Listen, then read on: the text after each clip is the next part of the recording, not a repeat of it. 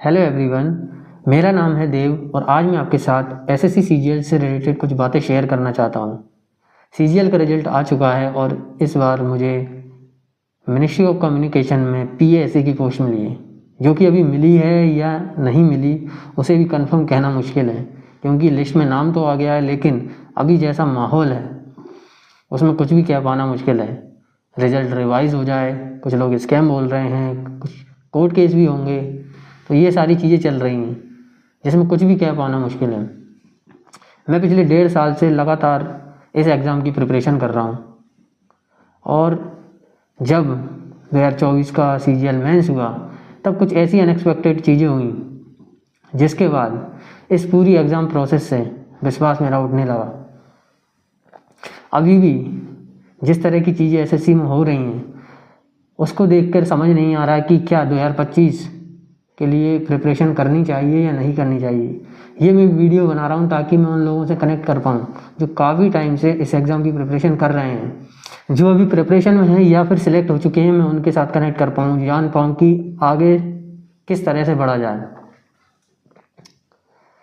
जब मैंने 18 जैन को सीजीएल मेंस का एग्ज़ाम दिया तब सेंटर पर मिसमैनेजमेंट की वजह से मुझे काफ़ी लॉस हुआ। लगभग 3 से 4 क्वेश्चन का मुझे लॉस हुआ, लेकिन उसकी बात नहीं हुई। उसके लिए मैंने एसएससी को मेल भी किया। बहुत सारे लोगों के साथ ये इशू हुआ था, बहुत लोगों ने मेल किया, लेकिन एसएससी कभी किसी की सुनती नहीं है, तो उसका कुछ हुआ नहीं।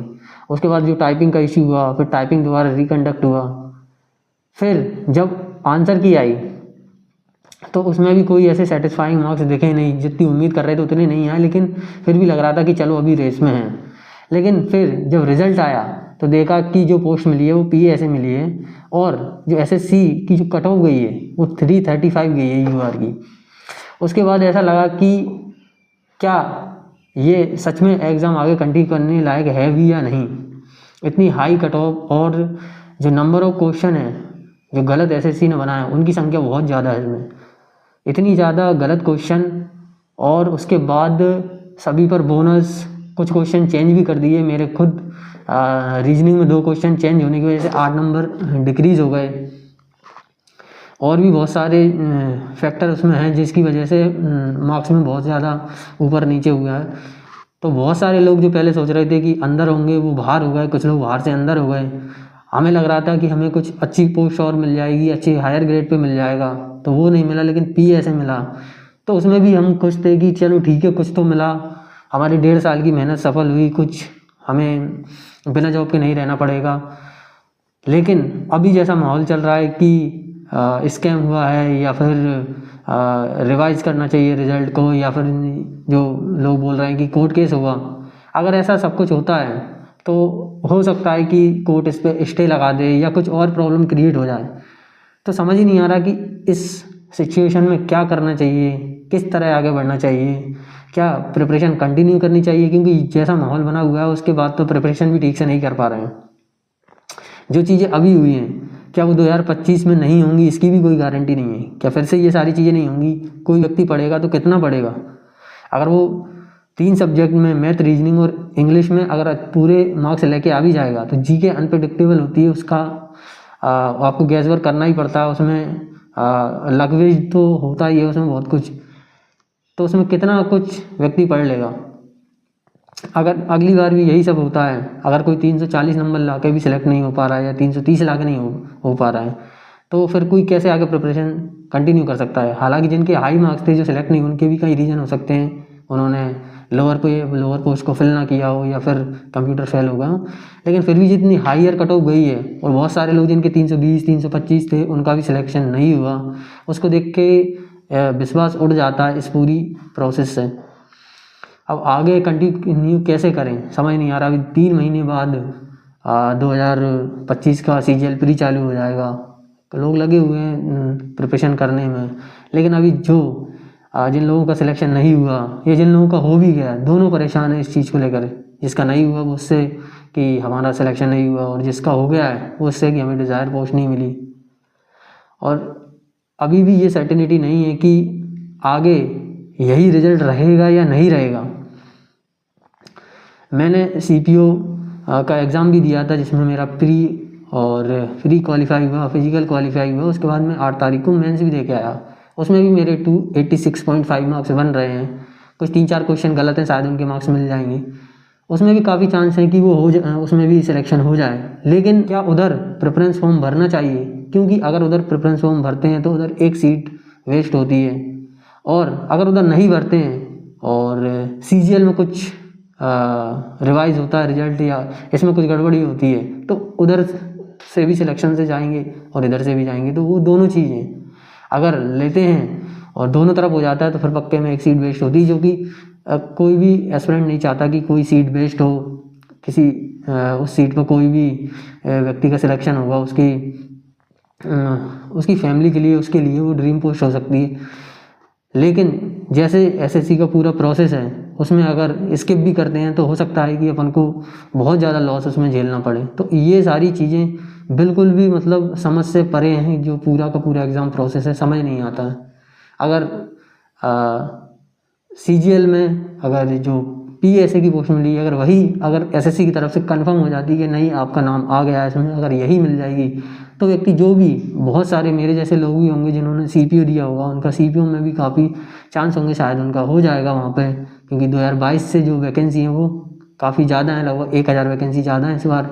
और 2022 में जो ओबीसी की कट ऑफ थी वो 267 के आसपास थी, और इस बार भी शायद उतनी जाए या उससे थोड़ा बहुत जाए। तो काफ़ी कुछ चांस हैं उसमें भी सिलेक्शन होने की। लेकिन अगर इधर सीजीएल में भी होता है और उधर में भी होता है तो पक्का एक सीट वेस्ट होगी। ऐसी सिचुएशन में क्या करना चाहिए, क्या नहीं करना चाहिए, ये चीज़ें क्लियर बिल्कुल भी नहीं हो पाती। अगर एसएससी ये चीज़ें क्लियर कर दे तो बहुत लोगों की सिलेक्शन जो नहीं होने वाला था वो सिलेक्शन तक पहुंच जाएंगे, बहुत सारी सीटें वेस्ट होने से बच जाएंगी। और अगर ये अपनी तरफ से नोटिस जारी करके कुछ अपोलोजाइज करें या फिर आगे के लिए ये विश्वास दिलाएं कि अच्छे से फेयरनेस के साथ एग्ज़ाम होगा, आगे इतने सारे रॉन्ग क्वेश्चन नहीं होंगे, इतना हाई नॉर्मलाइजेशन नहीं होगा, तो फिर भी आगे की प्रिपरेशन कोई भी अच्छे से कर पाए। हमेशा ये डर बना ही रहेगा कि मैं कितना भी मेहनत कर लूँ, अगली बार कुछ इस तरह का हो गया, लक वेस्ट हो गई सारी चीज़ें, तो फिर क्या करूँगा। अगर अगली बार सेंटर पे फिर से मिसमैनेजमेंट होगा तो क्या करूँगा। अगर अगली बार स्टाफ आपका कीबोर्ड चेंज नहीं करेगा, आप टाइपिंग में बाहर हो जाएंगे तो क्या होगा। जैसे इस बार भी कई जगह पर कीबोर्ड का इशू हुआ, मेरे साथ भी कीबोर्ड वाला इशू हुआ। हालांकि मेरे कंप्यूटर में 0% एरर है, उसमें मैंने अच्छे से टाइप किया, लेकिन बहुत लोगों के साथ ये इशू रहा कि उनको कीबोर्ड की वजह से बहुत सारी प्रॉब्लम फेस करनी पड़ी। तो ये सारी चीज़ें दोबारा नहीं होंगी, इसकी भी कोई गारंटी नहीं है। तो ऐसी स्थिति में कैसे आगे बढ़ा जाए। मैं पिछले 1.5 साल से इसकी कंटिन्यूस प्रिपरेशन कर रहा हूँ। मैंने अपने ग्रेजुएशन के बाद से प्रिपरेशन स्टार्ट की थी, और अभी ये डिसाइड ही नहीं कर पा रहा हूँ कि किस तरह आगे बढ़ा जाए। अभी सिलेक्शन के बिल्कुल करीब हैं, बोल सकते हैं कि सिलेक्शन हो गया है एक पोस्ट के लिए, लेकिन वो भी कितनी सिक्योर है ये भी कुछ पता नहीं है। मैंने फैमिली में बस अकेला बताया, बाकी कहीं किसी को बताया भी नहीं कि हाँ नाम आ गया ये या फिर सिलेक्शन हो गया, क्योंकि कोई भी यहाँ पर फिक्स चीज़ नहीं है कि हाँ आपका नाम आ गया तो आपका हो ही जाएगा। अगर कोर्ट स्टे लगा देता है तो शायद ये वैकेंसी होल्ड हो जाए सारी। ऐसे में मैं उन लोगों से कम्युनिकेट करना चाहता हूँ जिन्होंने काफ़ी सारे एग्ज़ाम दिए हैं या फिर वो सिलेक्टेड हैं पहले से, और वो अच्छी समझ रखते हैं इस फील्ड के बारे में। क्या किसी व्यक्ति को इस पॉइंट पे आके अपनी प्रिपरेशन आगे कंटिन्यू करनी चाहिए, क्या अपना 1 साल और इसमें लगाना चाहिए, 3 महीने बाद 2025 सीजीएल का एग्ज़ाम आ रहा है, क्या उसमें जाना चाहिए या फिर अल्टरनेट अपनी ढूंढनी चाहिए, या फिर अगर इसी में जो पोस्ट मिली है उसी पे उसको लाइफ टाइम काम करना चाहिए। क्योंकि ज़्यादातर चांस है जो पोस्ट मिली है उसमें भी साउथ में जाना पड़े या फिर वहाँ पर रहना पड़े, या फिर जो पोस्ट मिली है उसमें जितनी सैलरी है उसमें आगे का मैनेजमेंट आप कर ही ना पाओ बाहर रहकर। तो ऐसे में क्या करना चाहिए, क्या नहीं करना चाहिए, जब तक ऐसे उन लोगों से कम्युनिकेट नहीं करेंगे जो कि ऐसी सिचुएशन से गुजर चुके हैं या फिर उस अपनी ही तरह की सिचुएशन में हैं, हमें कुछ क्लियर आइडिया नहीं लग पाएगा कि आगे कैसे बढ़ा जाए। तो इसी उम्मीद के साथ मैं ये वीडियो बना रहा हूँ ताकि कुछ लोगों के ओपिनियन मुझे मिल पाए। मैंने कई जगह पे लोगों से बात करने की कोशिश भी की, लेकिन इतने फिजिकली कांटेक्ट में लोग नहीं हैं कि उनसे कुछ सही डायरेक्शन मिल पाए।